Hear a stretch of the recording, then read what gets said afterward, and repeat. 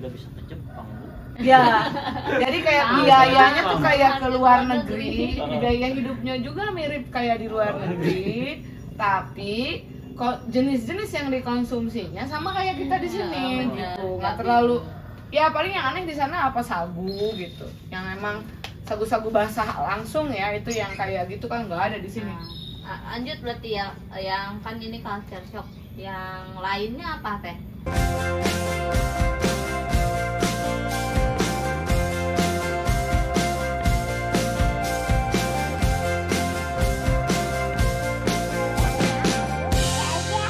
Juga kayak beras itu susah didapat gak? Enggak. Kebanyakan sagu atau gimana? Nggak, kalau yang sehari-hari lain ya kayak jenis-jenis makanan standar aja, cuman mungkin kayak buah-buahan harus tunggu musim. Terus kayak kalau beras ya ada, karena kan pasti mereka datangkan ya, nggak ditanam pun di daerah itu. Saya jarang lihat sawah di di Papua, katanya kan Kabupaten Kerom itu akan di Kabupaten Kerom akan jadi apa? Kayak di kita itu daerah yang untuk tanaman padi gitu ya, katanya. Tapi kalau di sana kan jarang banget lihat sawah. Kalau orang menanam, nah ubi apa? Nah itu manis-manis tuh. Ubi bukan kayak Cilembu juga, cuman pokoknya ubinya gede-gede, bisa segede-gede gini gitu. Raksasa-raksasa lah, talas, padet gitu. keladi itu kayak talas yang talas tuh kan ada kayak talas Bogor, ada talas satu lagi yang talas biasa kan. Nah itu tuh gede-gede di sana. Lebih enak kan? Lebih enak, lebih manis. Lebih mahal juga teh. Ya standar lah. Ya memang sekali beli 50.000. Kalau karena itu mama Papua langsung kan yang jualan yang seperti itu. Langsung order ke orang yang Ya memang mama Papua emang jualannya yang seperti itu. Kayak sayur lokal lah, yang lokal banget Papua itu di sana sagu. Sagu itu misalnya ada yang 20.000 satu kotak, kayak tempe. Kita lihatnya kayak tempe basah tapi gede gitu, ternyata tuh sagu. Nah itu kehidupan sehari-hari kurang lebih kayak gitu. Terus kayak kalau di Jayapura agak bahaya kalau lari pagi jam 5, sampai jam 6, jam 7 ya lebih baik aman-aman ya jam 7-an aja lah ya. Karena banyak orang sisa mabuk semalam, apalagi kalau udah malam minggu. Pasti ramai sampai pagi gitu. Ya itu bisa ada orang yang masih mabuk dan keadaan agak setengah sadar di pagi-pagi hari banyak. Nah, itu di Jayapura yang di kota Jayapura. Jadi agak rawan di subuh-subuh itu. Temen saya ada pernah lari ya dihadang, stop dulu gitu kan. Jadi kalau kita panik bisa kacau kan urusannya. Terus kayak ada yang kalau maghrib gitu ya udah jam 9, temen saya lagi telepon, itu ada yang ngejamretin HP-nya gitu. Itu berarti kalau sorenya maksimal kita di luar. Enak-enak ya jam di bawah jam 8 lah, jam 9, di bawah jam 9. Kalau itu pun ya, kalau saya nggak pernah berani sendirian. Kalau keluar naik taksi itu pernah angkot gitu ya. Ya angkot siang-siang aja. Kalau udah jam lagian juga angkotnya udah nggak ada, sekitar jam 6 udah nggak ada. Jadi emang ada sebelum maghrib tuh udah di rumah ya kan? Tapi emang kalau mau keluar ya sama suami. Gitu, mau keluar sama suami. Dan kita juga kayak nongkrong nih. Kalau nongkrong di pantai, kita bilangnya pantai Kupang, kursi panjang gitu namanya. Kirain Kupang Bukan. Pantai Kupang itu kursi panjang. Jadi artinya ada tempat duduk panjang banget, itu disebut kursi panjang. Dan depan kantor gubernur yang sekarang kan, maksudnya. Nah itu kita duduk jam 5 sore nih, senja-senja lah, seru kan ya di pantai. Nah udah kelihatan orang minum botolnya merah gitu isinya, terus wow udah banyak kan gitu ya. Lebih baik kita pergi aja. Nggak enak suami aja, padahal suami saya aja kan udah biasa ya di NTT itu nggak terlalu ini, cuman kalau di sana agak lebih rawan kalau dengan orang mabok gitu. Kalau di NTT maboknya orang-orang kebiasaan dengan alkohol itu udah kayak bagian dari budaya, tapi dia lebih sunyi, lebih tahu di rumah masing-masing atau di mana, nggak yang di tempat-tempat umum gitu. Ya di tempat umum gitu biasa. Yang kesini-sini mungkin udah berbeda, dulu zaman dulu saya nggak kebayang.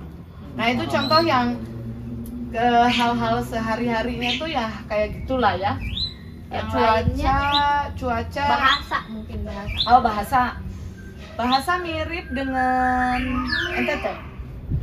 Ada miripnya ya, NTT Manado kan itu orang-orang di Papua yang pendatang itu kan banyak yang sekitaran timur Indonesia juga ya. Jadi kayak torang tuh kan ketong, dorang gitu itu masih dipakai. Tapi kalau di Papua tuh disingkat kayak ketong itu kita, itu tongnya gitu diambilnya. Tong terus atau orang bisa itu kita orang bisa. Orang bisa. Ya, orang bisa jadi gitu. Terus ada katanya ya yang bahasa kayak yang dia tuh mau nyambung padahal enggak, udah stop bahasanya. Oh, ini kayak misalnya, oh iya Itu benar. sempat viral tuh di TikTok teh. Oh ya, Bahasa. kita pergi jauh sampai, nah udah dia berhenti. Jadi oh Sampai kita nih mana jalan-jalan, gitu? jalan-jalan kita itu jauh sampai, dah. Sampai Terus kita kan sampai mana? Akhirnya selesai kalimatnya. Atau misalnya dia ngomong, kita ngomong, ya itu sudah jadi gitu kan. Jadinya tuh di ujung. jadi bukan kata penghubung. Bukan kata penghubung, dia kayak titik gitu loh. Orang situ kayak pusing gitu. Ya, kita tungguin kan sampai mana ini. Nggak ngomong-ngomong lagi. Ngomong lagi. Oh udah selesai gitu. Apa lagi? Itu sudah apa mau gitu, mau juga ada di ujung gitu. Jadi kayak kata penghubung yang di tengah, harusnya di tengah dia Yang pindahin ke akhir ya, ujung. Teh. Ya. Mungkin kalau bahasa Sunda kayak itu gitu kan. Ya kata-kata yang kata-kata sambung yang di ujung kadang nggak ada artinya. Iya. Tapi di bahasa Indonesia ada artinya sehingga kita yang mendengar kan Oh, iya. jadi sampai itu kan ada artinya. Iya benar. Itu tuh kan karena ada artinya kita tungguin. Ternyata tidak gitu. Nggak ngomong-ngomong lagi. Iya. Tapi teteh kalau di sana teteh ngomong pakai bahasa Indonesia yang baku, mereka ngerti nggak? Ngerti. Cuman kalau ke pedalaman, maksudnya bukan pedalamannya itu bukan pedalaman banget ya, kayak misalnya kabupaten lah kita bilang ya, yang di luar ibu kota provinsi. Ya, anggaplah yang sebelahan banget Ya, Jayapura yang lah. bukan ibu kota provinsi intinya. Mau Jayapura, mau Timika itu kan mau Nabire itu kan masih ibu kota provinsi, atau Sorong gitu itu ibu kota Itu provinsi. Paniai masuknya juga ini ya? Itu kabupaten udah ya? kabupaten. Nah, model-model kayak gitu kalau kita dengan teman-teman dari Papua, di saudara-saudara kita di Papua itu karena gini ya, bahasa ras Melanesia itu jauh kan ras Melanesia ini kan rasnya teman-teman di Papua hitam ini kan kulit hitam, kulit pekat gelap itu kan ras Melanesia ya.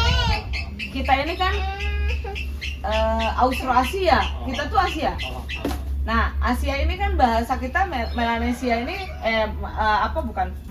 Asia ini kayak dari kita orang Indonesia yang Asianya banyak gitu kan, itu Sumatera, Kalimantan, Pokoknya barat ke tengah. ya ke tengah lah ya, Tengah, itu campur. sampai Bali gitu. Itu kan dan bahkan NTT kan dominan ya 50% kan genetiknya itu Asia. Jadi secara bahasa banyak pakai dengan hampir mirip-mirip dengan bahasa sini. Zaman dulu purbanya kan Melanesia ini terpisah. Papua yang ini nih. Papua ini terpisah, gabungnya sama Australia, sama Selandia Baru yang kayak gitu. Jadi sangat berbeda. Jadi misalnya di kita itu yang mirip-mirip ya, 1, 2, 3 ada duo gitu kan. Kalau di kita ya 2 itu kan ada duo. Terus apa 3 tuh telu ya. tigo apalah Tilu. terserah. Nah telu itu kan mirip-mirip ya. Di sana kan enggak. Satu bahasa itu ada 267 bahasa yang masih aktif kan. 267 bahasa di seluruh tanah Papua itu masih aktif digunakan. Sebelumnya 300 berapa gitu. Makin punah kan. Itu memang berbeda. Jadi saya tuh sampai nggak inget kayak misalnya apa ya, contoh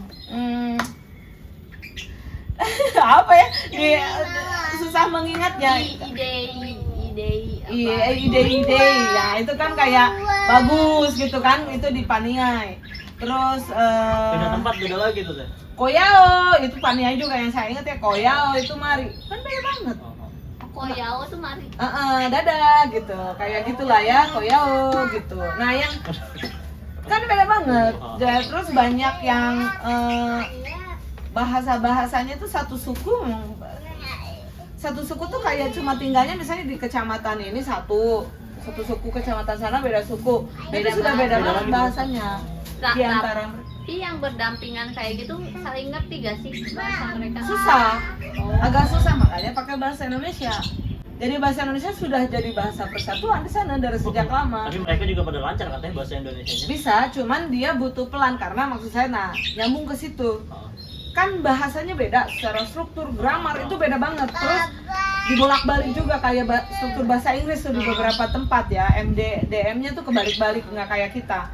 Nah karena susah, kebayang lah mereka untuk belajar bahasa Indonesia tuh harus diproses berapa kali di kepalanya. Sehingga kalau udah mau menyampaikan sesuatu, agak pelan gitu kan untuk menyampaikan, dan mungkin sedikit, bukan karena mereka nggak ngerti, tapi untuk menyampaikan lagi, bahasa Indonesia tuh jauh berbeda dengan ini. Kalau kita rumpunya Melayu kan bahasa Indonesia tuh, jadi kayak gitu. Sehingga bukan mereka nggak punya pikiran yang bagus, harus tenang dulu, harus nyaman dulu dengan kita, baru tuh bisa banyak ngobrolnya. Kalau yang udah ada gugup lagi, cemas lagi, harus bicara di depan umum, ya sedikit omongannya. Tapi itu untuk yang umum ya, maksudnya yang dia misalnya guru-guru PAUD yang di daerah gitu. Kalau yang pejabat, yang biasa dengan diskusi-diskusi bahasa Indonesia, biasa menyatakan, ya itu biasa aja, mereka lancar. Anak-anak kecil ya kalau dibiasakan dengan bahasa Indonesia ya juga lancar. Anak-anak di Papua yang di daerah-daerah kota ya lancar sekali. Wamena itu saya suka karena Wamena itu menurut saya kayak anak-anak Papuanya itu ini ya, seperti kita gitu, bersih-bersih apa gitu ya, yang seragam, tapi itu keren mereka. Jadi saya ngerasanya kayak, wah ini nih cerminan yang Jayapura nggak begitu kerasa Papua karena banyak banget pendatang, tapi di Wamena itu kerasa dan maju gitu ya daerahnya. Jadi menurut saya kayak ya oke ya. Terus yang lain lagi nih, di sini anak kecil 9 tahun naik pesawat, diizinin nggak sama orang tua sendirian?